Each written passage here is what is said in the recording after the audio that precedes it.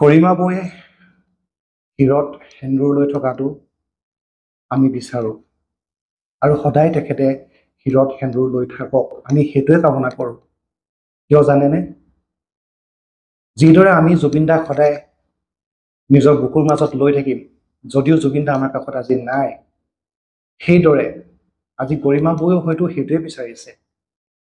তেওঁ হয়তো মানি ল'ব পৰা নাই যে জুবিন দা কাষত নাই। এগৰাকী পত্নীয়ে মানি ল'ব বিচৰা নাই তেওঁৰ স্বামী তেওঁৰ কাষত নাই, আৰু সেই শিৰৰ সেন্দুৰ পদেৰে তেওঁৰ নিজৰ স্বামীক সদায় জীয়াই ৰাখিব বিচাৰিছে। ইয়াত আমি মাত মতাৰ কোনো অধিকাৰ নাই। আমি বিচাৰোঁ গৰিমা বৌয়ে সদায় আগৰ দৰে থাকক, জুবিন দাক তেখেতে জীয়াই ৰাখক নিজৰ মাজত। তেখেতৰ উকা কঁকালখন আমি চাব নোৱাৰোঁ, আৰু হয়তো সেইটো তেখেতে নিজেও বিচৰা নাই। তেখেতে জুবিন দাক কোনোদিন নিজৰ পৰা হেৰাই যাব দিব বিচৰা নাই। তেখেতে জুবিন দাক আজীৱন নিজৰ মাজত জীয়াই ৰাখিব বিচাৰিছে সেই সেন্দুৰকণৰ যোগেদি, সেই স্মৃতিবিলাকৰ যোগেদি, যিবিলাক মধুৰ মুহূৰ্ত তেওঁলোকে একেলগে পাৰ কৰিছে। আৰু সেই সেন্দুৰকণৰ মূল্য আমাৰ সমাজত বহুত।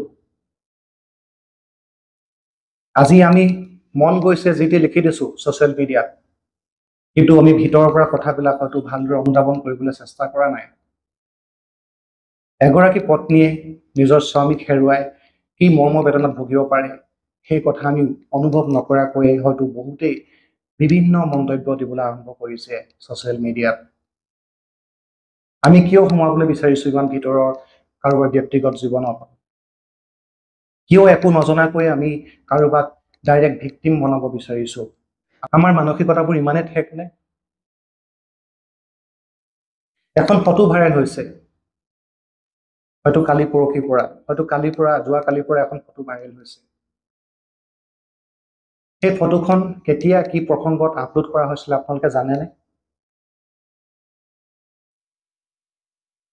যদি মোৰ ভুল হোৱা নাই, সেইখন ফটো গৰিমা বৌয়ে সেই মেনেজাৰ সিদ্ধাৰ্থৰ বাৰ্থডে দিনাখন এটা সুন্দৰ কেপশ্যন লিখি আপলোড কৰিছিলে।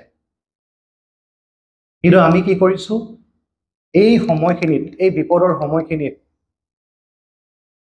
আজি যিটো পৰিস্থিতি তেখেতে ভুগি আছে, হয়তো আমি সেইটো অনুভৱ কৰিব নোৱাৰিম, কিন্তু আমি এইখিনি সময়তো সেই ফটোখনক লৈ আমি বিতৰ্ক কৰিছোঁ ফেচবুকত, ছ'চিয়েল মিডিয়াত। কাৰোবাৰ ব্যক্তিগত জীৱনত কি থাকিব পাৰে সেয়া আমি নজনাকৈয়ে আমি ডাইৰেক্ট কাৰোবাক ভিক্টিম বনাইছোঁ। কিয় ইমান নিম্ন পৰ্যায়লৈ গুচি গৈছোঁ আমি? কিয়? আজি অসমৰ প্ৰতিজন জনতাই আজি জুবিন গাৰ্গক হেৰুৱাই যি অনুভৱ কৰিছে, যি শূন্যতা অনুভৱ কৰিছে, যি কান্দোনত ভাগি পৰিছে, ভাবি চাওক এবাৰ নিজৰ পত্নী, তেখেতটো সদায় জুবিনদাৰ কাষত ছাঁটোৰ দৰে আছিল। তেখেতে কেনেকুৱা অনুভৱ কৰিব পাৰে? এই সময়ছোৱাত সেই মানুহগৰাকীক মানসিকভাৱে ভাঙি পেলোৱাৰ চেষ্টা কৰা হৈছে। কিয়? আমি যথেষ্ট ভুল কৰি আছোঁ, এইবিলাক কৰিব নাপায়। আৰু যিসকলে সাজ পোছাক সেন্দুৰক লৈ মন্তব্য দিছে, মই তেওঁলোকক ক'ব বিচাৰিছোঁ, সিদিনা এয়াৰপৰ্টলৈ যোৱাৰ সময়ত গৰিমা বৌয়ে ধুনীয়াকৈ সাজ পোছাক পিন্ধি গৈছে, ওঠত লিপষ্টিক লগাইছে, কপালত সেন্দুৰকণ লৈছে, ইয়াকে লৈ বহুতে লিখিছে। কিন্তু তেওঁৰ দৃষ্টিৰে হয়তো তেখেতে বিচাৰিছে তেওঁ নিজৰ মানুহজনক তেনেদৰেই আদৰি আনিব বিচাৰিছে। তেওঁ হয়তো কোনো কাৰণতে নিজৰ মানুহজনক হেৰাই গ'ল বুলি ভাবিবই পৰা নাই। সেয়ে তেওঁ এনেদৰেই থাকিব বিচাৰিছে। তেওঁ তেনেদৰে থাকিবলৈ দিয়ক না, তেওঁ সমালোচনা নকৰিব। তেওঁ যেনেদৰে থাকিব বিচাৰে তেনেদৰে থাকিব দিয়ক।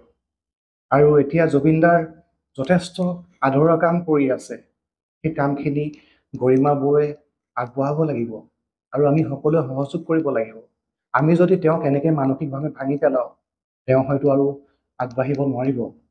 গতিকে মই সকলোলৈ অনুৰোধ জনাইছোঁ, আমি কাৰোবাক সমালোচনা কৰাৰ আগতে নিজক 10 বাৰ সমালোচনা কৰাৰ প্ৰয়োজন আছে।